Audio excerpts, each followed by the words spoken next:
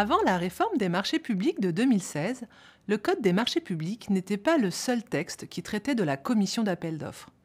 Il n'était donc pas aisé de savoir à quel texte se reporter pour connaître la composition ou encore le rôle de la commission d'appel d'offres. La nouvelle réglementation relative aux marchés publics que constitue l'ordonnance, notamment du 23 juillet 2015 et du décret du 25 mars 2016, a abrogé les dispositions du Code des marchés publics relatives à la commission d'appel d'offres. Dans le cadre de la démarche de simplification, la réforme a rassemblé l'intégralité des dispositions relatives à la commission d'appel d'offres au sein du Code général des collectivités territoriales. La CAO est désormais régie par les articles L 1414-2 à L 1414-4 du Code général des collectivités territoriales. Il faut ajouter l'article L 1411-5 de ce même code pour ce qui est de la composition de la commission d'appel d'offres. Le nouveau code de la commande publique ne modifie en rien ces nouveaux principes d'organisation. Que nous disent ces textes ?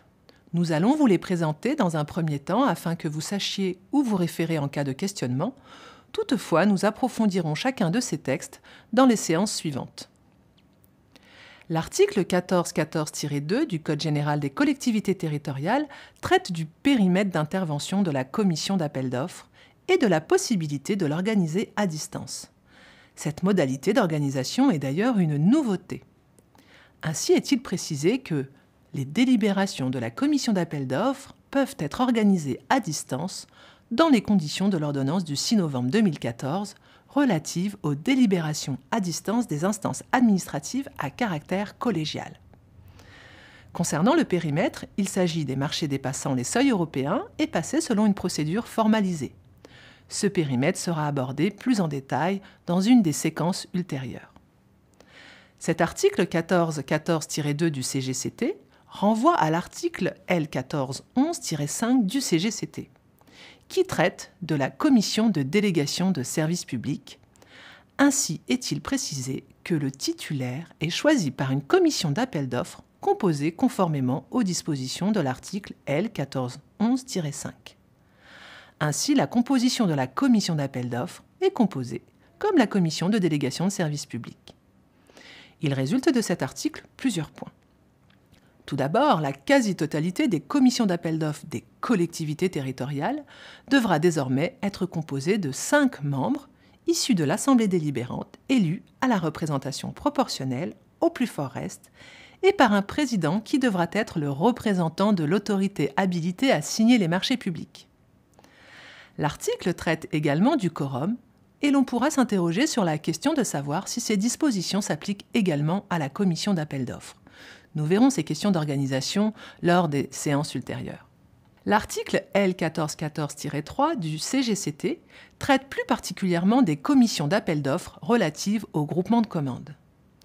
Un groupement de commandes intervient lorsque plusieurs acheteurs publics décident d'acheter ensemble. Ces groupements permettent de mutualiser les achats et les procédures de marché public. Cela permet des gains de ressources économiques, humaines, des gains de temps pour les acheteurs publics qui le composent. La composition de la commission d'appel d'offres varie en fonction du choix qui sera fait par les acheteurs publics qui seront regroupés pour faire la procédure d'achat en commun. Cette commission d'appel d'offres peut être soit celle du coordonnateur du groupement de commandes ou une commission d'appel d'offres créée et composée spécifiquement pour ce groupement de commandes en application des dispositions précitées. Quelle que soit l'organisation choisie, celle-ci devra être mentionnée dans la convention constitutive du groupement de commandes que chaque acheteur public aura adoptée.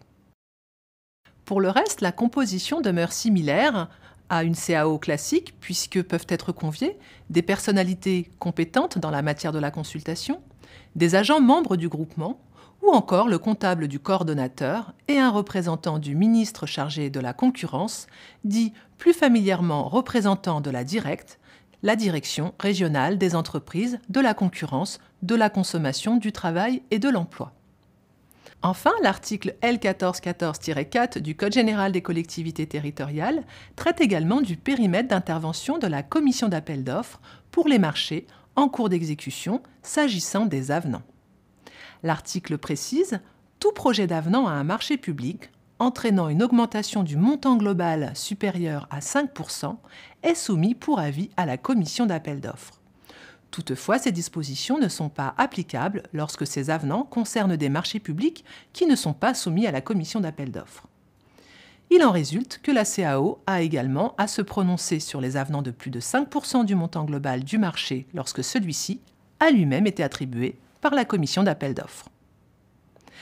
Pour résumer, les nouveaux textes induisent une plus grande souplesse des règles relatives au fonctionnement de la commission d'appel d'offres.